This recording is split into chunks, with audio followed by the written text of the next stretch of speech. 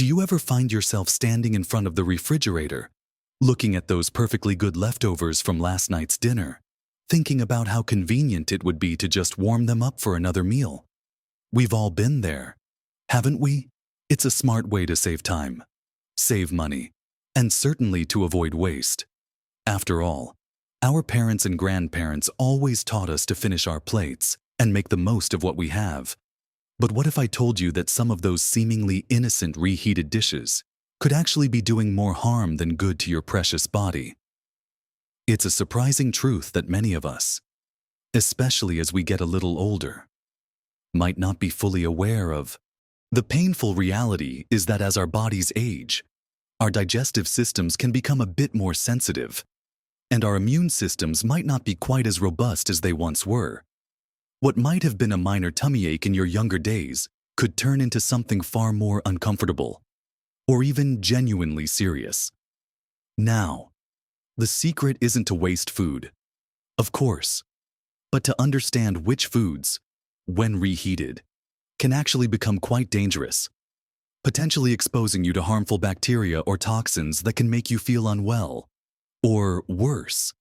In this video, we're going to uncover the truth about 5 common foods that often make their way back into our microwave or oven for a second round, and why you should think twice before reheating them.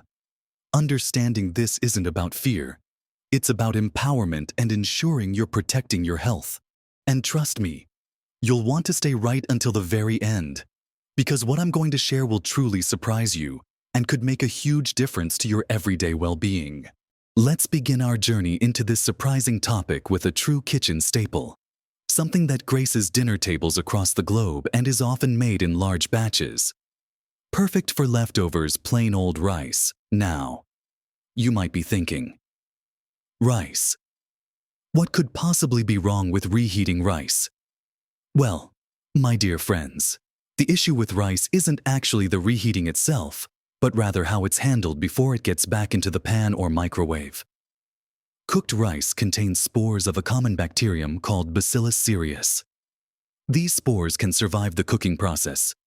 If cooked rice is left at room temperature for too long, these spores can multiply and produce toxins.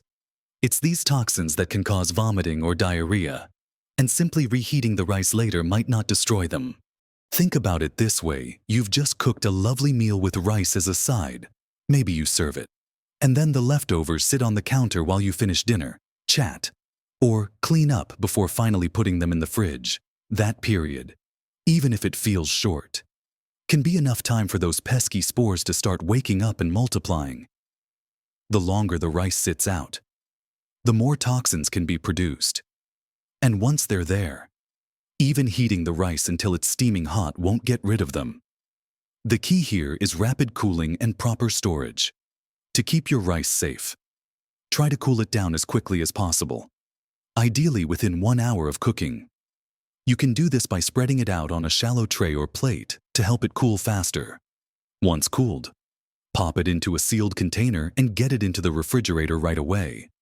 And here's another crucial tip: once you've refrigerated it, try to consume it within 1 day. And always make sure you reheat it thoroughly, until it's piping hot all the way through. Just once. If you're a big batch cook, consider portioning out your rice immediately after cooking and cooling, then freezing some portions right away.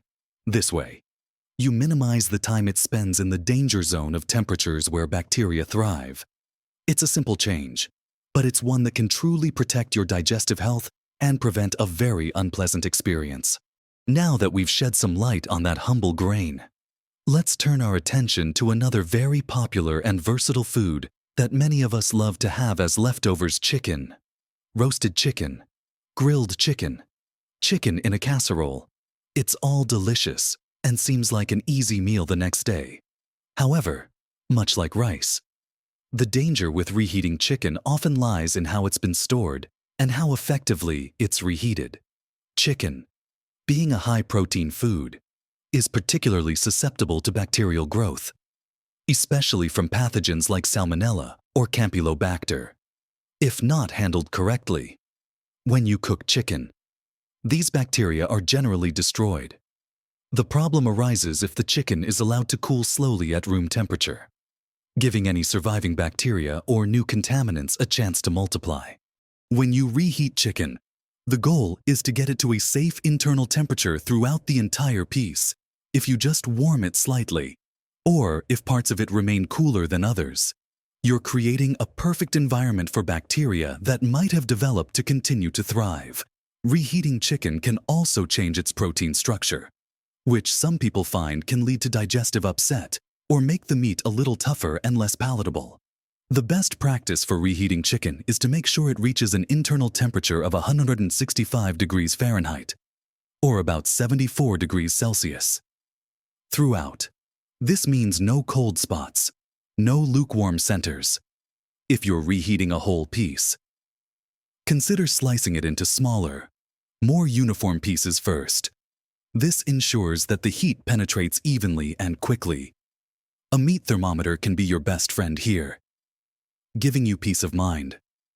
Alternatively, if you're concerned about reheating or simply prefer not to, leftover chicken is fantastic cold.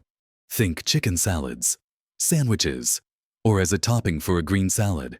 Using it cold completely bypasses the reheating risk, offering a safe and tasty option. So, next time you're eyeing that leftover chicken, remember these tips to keep yourself feeling fantastic.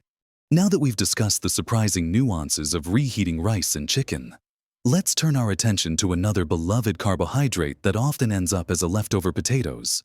Whether it's roasted potatoes from a Sunday roast, a baked potato from dinner, or even a big pot of mashed potatoes, they're incredibly versatile and common to have in the fridge. But similar to rice, potatoes, especially baked potatoes that are wrapped in foil and left to cool slowly at room temperature, can pose a risk. The concern here is a bacterium called Clostridium botulinum, which thrives in low-oxygen environments. If a cooked potato, particularly one still wrapped in foil, is left to cool slowly, it can create the perfect anaerobic conditions for these bacteria to produce toxins. And these toxins, unlike some bacteria, are not easily destroyed by simple reheating. Imagine you've baked a few potatoes for dinner, enjoying one with your meal, and then the others sit on the counter, still snugly wrapped in their foil, cooling slowly before they eventually make their way into the refrigerator. This warm, oxygen-deprived environment is exactly what Clostridium botulinum loves. While botulism is rare, it's incredibly serious, and it's something we absolutely want to avoid. The key to safe potato leftovers is rapid cooling and proper storage. Once cooked, remove potatoes from any foil wrapping and let them cool quickly at room temperature. You can even break them open or cut them into smaller pieces to speed up the cooling process. Get them into the refrigerator as soon as they've cooled down, and aim to consume them within a day or two. If you're making a large batch of mashed potatoes or roasted potatoes, consider portioning them out immediately after they've cooled and refrigerating them in shallow, open containers initially to maximize cooling surface area before sealing. When you do reheat them, ensure they are piping hot all the way through, just like with chicken, and try not to reheat them more than once. Being mindful of how quickly you cool and store potatoes can make all the difference in enjoying your leftovers safely and avoiding a potentially serious health risk. Moving from comforting root vegetables to a more delicate and often misunderstood ingredient, our next food on the list is mushrooms. These fungi are a delicious addition to so many dishes, from stir-fries to pasta sauces. But they come with a unique consideration when it comes to reheating. Mushrooms are packed with proteins, and these proteins can begin to break down quite rapidly after they've been cooked and then left to cool. This breakdown isn't necessarily dangerous in itself, but it can make them harder for your digestive system to handle when reheated. More critically, some types of bacteria can proliferate quickly on cooked mushrooms if they're not cooled and stored properly, and these can produce toxins that even reheating might not neutralize. Consuming reheated mushrooms that haven't been handled carefully can lead to stomach upset, nausea, and even more severe digestive problems in some individuals. The general advice from food safety experts is that mushrooms are best consumed fresh after cooking. However, If you do find yourself with cooked mushroom leftovers, there are ways to minimize the risk. First, always make sure the mushrooms were fresh to begin with. Then, after cooking, ensure they are cooled quickly and refrigerated immediately. When you go to reheat them, it's best to do so thoroughly and quickly, ensuring they reach a very high temperature. But, and this is a big but, try to only reheat them once. Many experts suggest avoiding reheating mushroom dishes altogether if possible, opting instead to eat them cold if they were part of a salad, or simply discarding them if they were part of a hot dish where eating them cold wouldn't be appealing. Think about a creamy mushroom soup or a side of sautéed mushrooms. These are best enjoyed right after they're prepared. If you're preparing a dish that features mushrooms prominently and you know you'll have leftovers, consider cooking smaller portions initially or planning to use the leftovers in a cold dish where the risk is significantly reduced. It might seem like a small detail, but paying attention to how we treat these delicate proteins can save us a lot of discomfort. Next, we're going to dive into a food that's universally celebrated for its incredible health benefits, something we're often encouraged to eat more of, especially as we mature leafy greens, like spinach. It sounds counterintuitive, doesn't it? How could something so incredibly good for you potentially be problematic when reheated? Well, here's the surprising truth. Leafy greens, particularly spinach, celery, and even beetroots, are naturally high in compounds called nitrates. Nitrates themselves aren't harmful. In fact, they're found in many healthy foods. The issue arises when these cooked greens are left to cool slowly at room temperature, or if they are reheated under certain conditions, and especially with repeated heating. These nitrates can convert into nitrites, and then further into compounds known as nitrosamines.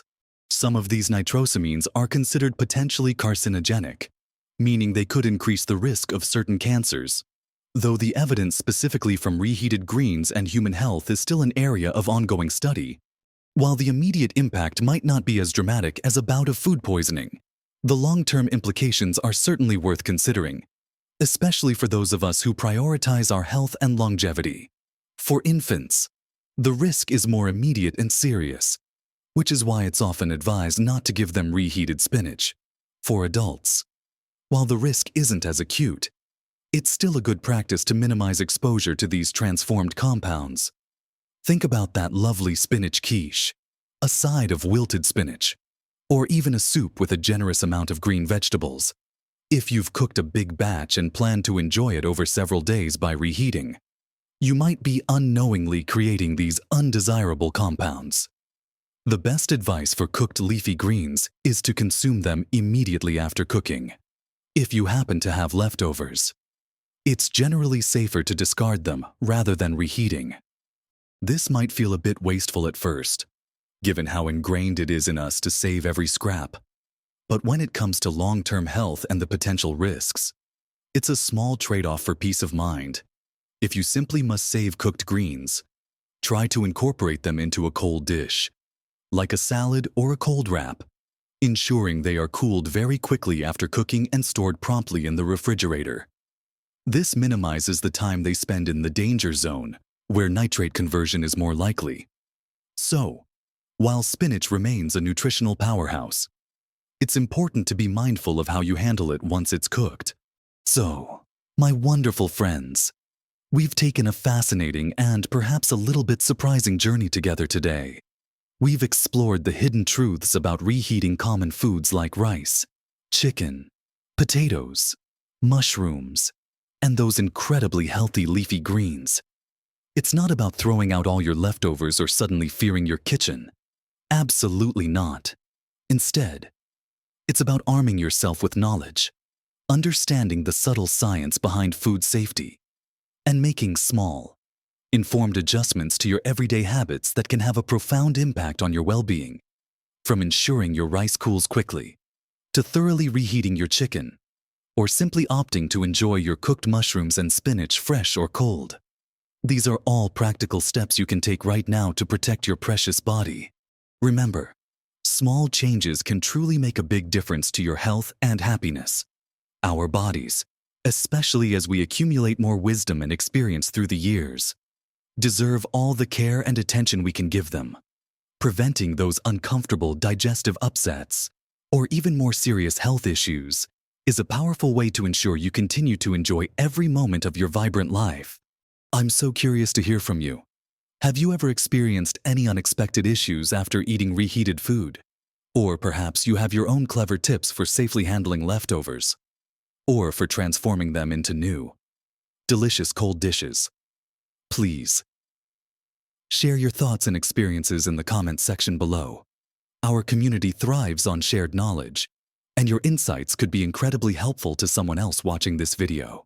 If this video has opened your eyes to new ways of thinking about food safety and empowered you to make healthier choices, please give it a thumbs up. Your likes truly help our channel reach more amazing people like you who are looking for practical, actionable advice to live their best lives. And of course, don't forget to subscribe to our channel and hit that notification bell. That way, you'll be sure not to miss out on our future videos, packed with even more insights and tips designed to help you thrive at every age. Thank you for being here, for investing in your health, and for being part of our journey. Keep nourishing your body wisely, keep embracing new knowledge, and keep living your best life at every age.